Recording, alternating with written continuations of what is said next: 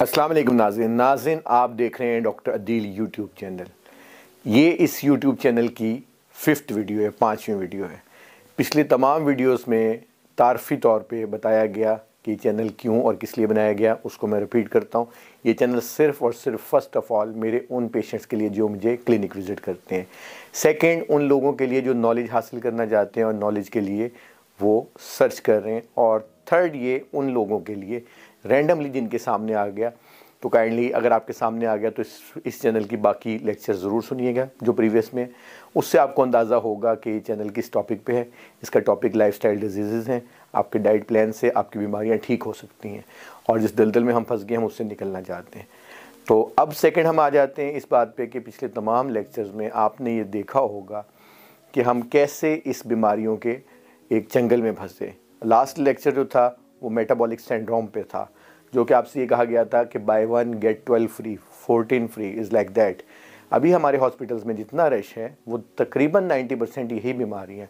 बाकी कुछ trauma means accidents वगैरह हैं और उसके अलावा वायरल और बैक्टीरियल कुछ डिजीज़ हैं।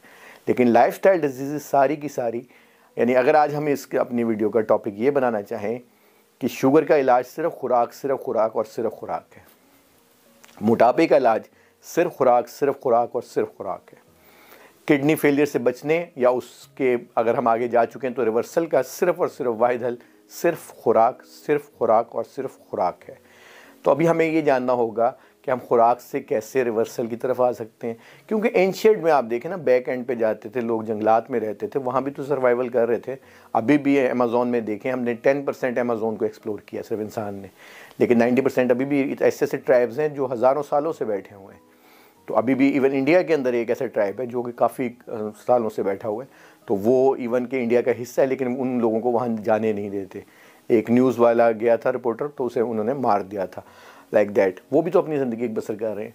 तो जो पुराने हुक्मा हुआ करते थे, हकीम लोग, पुराने एंशिएंट में जो डॉक्टर्स लोग थे जो भी, तो वो खुराक को पहली चीज़ देखा करते थे। अभी आप जानवर को देख लें, बिल्ली को देख लें, उसका हालांकि वो गोश्त खाती है, लेकिन उसका जब स्टमक ख़राब हो जाता है तो वो वेजिटेबल की तरफ आती है, मीन्स घास की तरफ आती है, वरना नॉर्मली वो घास कभी नहीं खाती।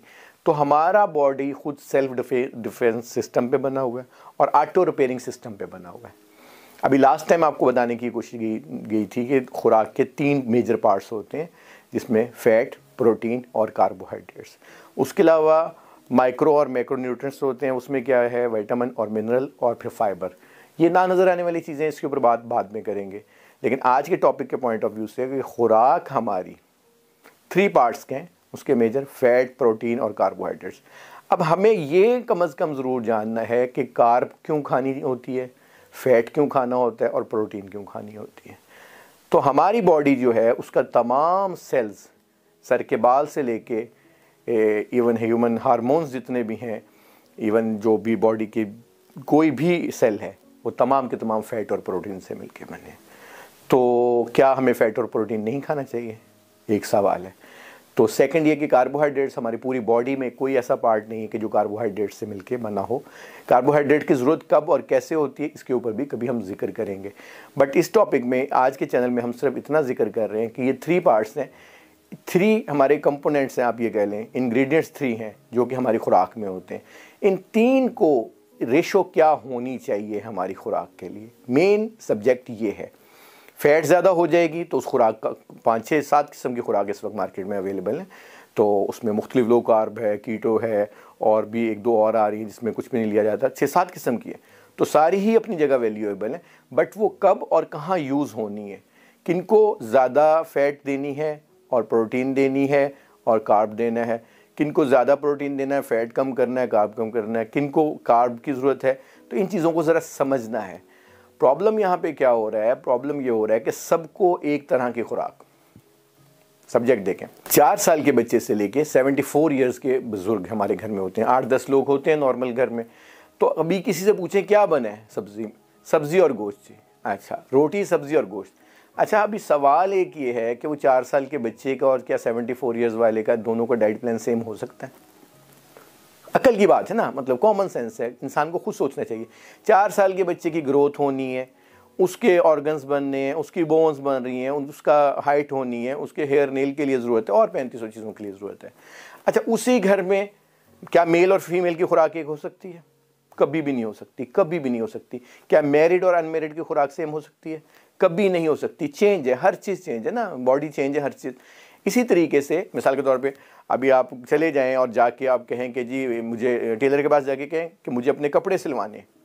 अच्छा किस तरह जी? हम 4 भाई हैं, एक ही साथ की सी दो, हाउ कम? देखें, आज की तारीख में हर इंसान का अपना एक डाइट प्लान होना चाहिए। एक ऑफिस वर्क करता है और एक लेबर वर्क करता है, क्या दोनों की खुराक सेम हो सकती है? क्या मैरिड वुमेन और अनमैरिड की सेम हो सकती है? क्या प्रेग्नेंट और प्रेग्नेंट की दोनों की सेम हो सकती है? कभी नहीं हो सकती। क्या 74 वाले जो बुजुर्ग हैं हमारे घर में, उनकी और बच्चे की खुराक सेम हो सकती है? कभी नहीं। जुल्म ये हो रहा है कि सबको एक तरह की खुराक दी जा रही है कि ये पकड़ो, ये बन गया सुबह का खाना, रात तक ही चलेगा। इसलिए अगर कोई बीमार है और एक सेहतमंद है, क्या दोनों की खुराक एक हो सकती है? कभी नहीं हो सकती। हमें सिर्फ ये जानना है कि आपके मुताबिक आपकी खुराक क्या बनती है और आप खा क्या रहे थे। जिस तबाही के दहाने पे हम पहुंचे हैं, हम सिर्फ और सिर्फ इसलिए पहुंचे हैं कि हमें ये मालूम नहीं कि हमने खाना क्या, जो मिल गया वो खा रहे हैं। ऐसे कैसे मुमकिन हो सकता है कि जो मिल गया वो खा रहे हैं? इसी वजह से पिछले 74 ईयर्स तो ये हमें पाकिस्तान में आए हो गए, 50 साल ओवरऑल देख लें आप, ये सारा इंडिया बने हुए और ये बांग्लादेश बने हुए, इन तमाम को 74-75 ईयर्स हो गए। तो यही लोग हैं ना जो ज़्यादा इस वक्त बीमारियों का शिकार हुए हैं। अफ्रीका में जब मैं अफ्रीका में था, मैं 8 साल अफ्रीका में रहा हूँ, तो साउथ अफ्रीका के अंदर वहाँ पे भी डाइट प्लान्स का कोई फुकदान है, वहाँ भी कोल्ड ड्रिंक और बन और ये सब चीज़ें चल रही हैं। तो वहाँ पे आप लोगों के पेट देखें, ओवरवेट देखें, डायबिटिक, सारी नेशन वो भी तबाह होकर रहेगी। क्यों? गुर्बत है, बन पकड़ लिया, ब्रेड पकड़ ली और साथ उसके कोल्ड ड्रिंक ले ली। तो वहाँ पे भी यही हालात हैं। अभी हमें सिर्फ ये जानना है कि हमें क्या खुराक खानी है और क्या नहीं खानी, क्या बच्चे को क्या देना है, औरत को क्या देना है, मर्द को क्या देना है, बीमार को क्या देना है, सेहतमंद को क्या देना है, बुजुर्ग को क्या देना है, आपको क्या देना है, आपने कौन सी खुराक खानी है। अपनी खुराक जाने, अपने मुतल्लिक चीज़ें जाने। अब मैं आपको फ़ैट, प्रोटीन और कार्ब का लिटिल बिट तारुफ करवाया, जो उसमें एक और चीज़ समझ लीजिएगा, कैलोरीज काउंट भी एक डाइट चलती है कि इतनी कैलोरीज खाएं, कैलोरीज कम खाएंगे वज़न कम हो जाएगा, कैलोरीज ज़्यादा खाएंगे तो वज़न बढ़ जाएगा। इससे मेरा बिलीव नहीं है, हम इसके साथ नहीं है, क्योंकि कैलोरी अगर आप कम करते हैं तो उससे आपके ऑर्गन्स के फंक्शंस डिस्टर्ब होते हैं, ब्रेन, आइज, किडनी, लीवर, वो डैमेज भी हो सकते हैं। तो कैलोरीज कम करके वेट कभी ना कम कीजिएगा, ये प्लीज़ इसको देखिएगा।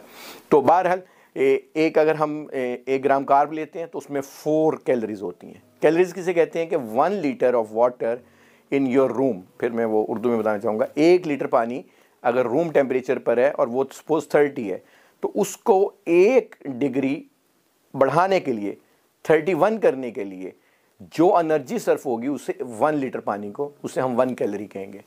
अच्छा, अब 1 ग्राम अगर हम कार्बोहाइड्रेट लेते हैं तो उसमें 4 कैलोरीज होंगी। 1 ग्राम अगर हम प्रोटीन लेते हैं तो उसमें 4 कैलोरीज होंगी, और 1 ग्राम अगर हम फैट लेंगे तो उसमें 9 कैलोरीज होंगी। 4, 4, 9, इसका फॉर्मूला ज़हन में रख लीजिएगा। यही आपको आने वाले दिनों में हम जब फलों को देखेंगे, देखें फलों में लो कार्ब फ्रूट भी हैं, हाई कार्ब फ्रूट भी हैं, लो प्रोटीन फ्रूट भी हैं, हाई प्रोटीन फ्रूट्स भी हैं। वेजिटेबल में भी सेम है, बहुत ज़्यादा मीठे वाले भी हैं, जैसे गाजर है, मटर है, आलू हैं, बहुत कार्ब वाले भी हैं, और लो कार्ब में भी हमारे सब्जियों में आ जाते हैं, खीरा है, टमाटर है, बंद गोभी, कैबिज है, शिमला मिर्च है, लाइक दैट लो कार्ब में भी आ जाते हैं। हाई फैट वाले भी, अभी हाई प्रोटीन वाले एवोकाडो आप देखें, फ्रूट इज़ लाइक दैट। इसी तरीके से सपोज हम बटर लेते हैं, बटर में फ़ैट होता है और वाटर होता है। इसी तरीके से अगर हम देसी घी लेते हैं, तो जिसे घी कहा जाता है, तो उसमें तमाम फ़ैट होता है, इज़ लाइक दैट। तो इसी तरीके से अगर हम सपोज़ अभी पनीर ले लेते हैं, इंडिया में हमारे बहुत ज़्यादा यूज़ होता है पालक पनीर, और क्योंकि प्रोटीन का बहुत बड़ा यूज़ है, तो उसमें प्रोटीन और फैट दोनों होगा। तो गोश्त है, गोश्त में प्रोटीन और फैट दोनों होगा। तो यूँ हमें चीज़ों को काउंट करना है जब आपकी टेबल पे कोई चीज़ आए, क्योंकि हमें जब तक ग्लाइसेमिक लोड और इंसुलिन इंडेक्स का तब मालूम होगा जब हमें जानना होगा कि यार ये मैं खाना खाने जा रहा हूँ, तो इस खाने के अंदर भाई कितना फ़ैट है, कितना प्रोटीन है और कितनी शुगर है, क्या मुझे इतना शुगर मेरा किडनी प्रोसेस कर लेगा, क्या मेरे लीवर के लिए खुराक ठीक है। तो उसको काउंट करना सीखें। आज के डेट के अंदर आप अगर कहें कि मिक्स खाना हो जाए और सबके लिए एक जैसा हो जाए, इम्पॉसिबल, इम्पॉसिबल, इम्पॉसिबल। तबाही के दहाने पे ले आया ये चक्कर आपको कि एक खाना बने और सबके लिए बने। आप अपने अपने पोर्शंस खुद बनाने की कोशिश करें, और आपको जानना होगा। अब देखें, फ्रूट के ऊपर और दूध के ऊपर दोबारा वीडियोस बनेगी, 1-1 दोबारा इस पर हम बात करेंगे। फ्रूट्स क्यों ज़रूरी है और क्यों ज़रूरी, बिल्कुल ज़रूरी नहीं है। ये टॉपिक भी आएगा। फ्रूट्स बिल्कुल इंसानी सेहत के लिए ज़रूरी नहीं है। आज की साइंस जो है वो, क्योंकि फ्रूट्स के अंदर फ्रैक्टोज होता है, high fructose corn syrup market में 200 नामों से आ रहा है। बच्चों के तमाम कैंडीज़ में, जेलीज़ में, तमाम में हाई फ्रैक्टोज कॉर्न सिरप होता है। हुकूमत हर साल इसे बैन करती है, लेकिन नए नाम से आ जाता है, और ये जहर है, जहर, पॉइजन है। तो अभी हमें ये जानना है कि फ्रूट्स जैसे हैं तो क्या जो ट्राइग्लिसराइड बढ़ाते हैं वो क्या चीज़ बढ़ाती है? फ्रैक्टोज। कभी मक्खन पनीर नहीं बढ़ाएगा, फ्रैक्टोज बढ़ाएगा, क्योंकि लीवर ने प्रोड्यूस करना है ट्राइग्लिसराइड, और लीवर फैटी भी हो उसी से होता है। तो इसलिए समझें, आज तक की मिथ है कि फ्रूट अच्छे होते हैं, फ्रूट नहीं अच्छे होते, उसे बताएंगे कौन से अच्छे होते हैं और क्यों अच्छे होते हैं। आज तक की मिथ है कि जी दूध अच्छा होता है, तो उसके ऊपर भी बहुत सारे लिटरेचर, रिसर्च पेपर्स हैं, मौजूद हैं, आप गूगल करके देख लें। इमेच्योर किडनी ग्रोथ की कॉज बन रहा है आज का दूध, काऊ का और ये बड़े जानवर का जितना दूध है। तो अपनी डाइट, अपने बच्चों की डाइट और अपने आप को खुद समझें। तो बेऔलादी की बहुत, fibroids, tumours, abnormal growth, cyst जितने भी है, is the cause of, because of milk, dairy product. अब मिल्क को हम कैसे इस्तेमाल कर सकते हैं, अगर आप इस चैनल से जुड़े रहेंगे तो हम आपको ये भी बताएंगे। अभी आज के में जो अभी हम सम करते हैं कि आज के हमने टॉपिक में ये डिस्कस किया कि हमारे सामने जो खाना आता है तो क्या उस खाने को हमें जानना है कि इस खाने में क्या कुछ है। क्या हो सकता है इसमें 40 चम्मच चीनी के हो सकता है इसमें फ़ैट बहुत ज़्यादा हो सकता है इसमें प्रोटीन ज़्यादा हो।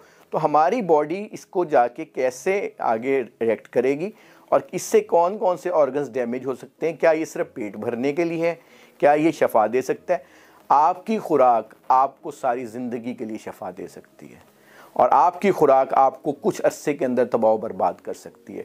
मैंने लास्ट लेक्चर्स में आपको बताया कि ये किडनी कम से कम 200 साल भी कम कह रहा हूँ, 300-400 साल, क्योंकि एजिंग स्टार्ट हो जाती है, 400-500 साल तक चल सकता था।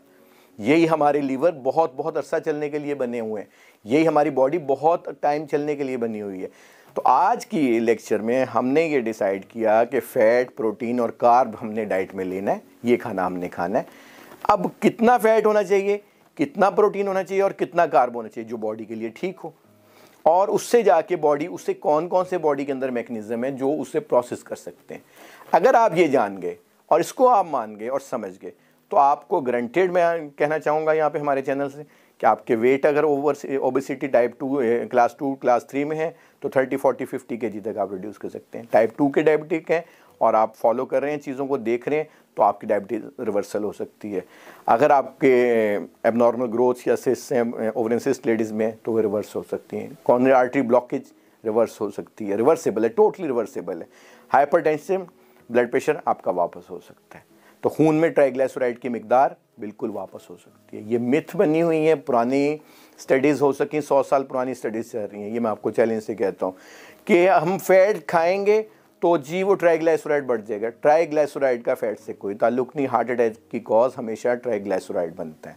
तो इसे अभी हम क्लोज़ करते हैं, ख़त्म करते हैं आज की वीडियो। टॉपिक आज का हमारा ये कंप्लीट हुआ कि फ़ैट, प्रोटीन और कार्ब की अब डाइट हम ले सकते हैं। ये तो मजबूरी है, क्योंकि इस अर्थ, इस प्लेनेट पे जब हम आए तो हमारे पास चीज़ें ही हैं। अब इनका बैलेंस क्या रखना है, बच्चों के लिए क्या ज़रूरी है, औरतों के लिए क्या ज़रूरी है और आपके लिए क्या ज़रूरी है। और अगर आप किसी मुजी मर्ज, जैसे कल आपको मेटाबॉलिक सिंड्रोम बताया, इंसुलिन रेजिस्टेंस सिंड्रोम बताया, तो अब आपको क्या करना है। तो इस चैनल से जुड़े रहें, इसके लेक्चर को बार बार सुने। ये लेक्चर आपके लिए बनाए जा रहे हैं, इसमें आपका फ़ायदा है। ये चैनल सबसे पहले मेरे पेशेंट्स जो मुझे विज़िट करते हैं, सेकंड नॉलेज वाले लोगों के लिए जो नॉलेज हासिल करना चाहते हैं, थर्ड जिनके सामने रैंडमली आ गया, तो काइंडली वो जाएँ और पिछले लेक्चर्स को भी देखें। और डॉक्टर जदील को इस बात में लास्ट में इजाज़त दीजिएगा।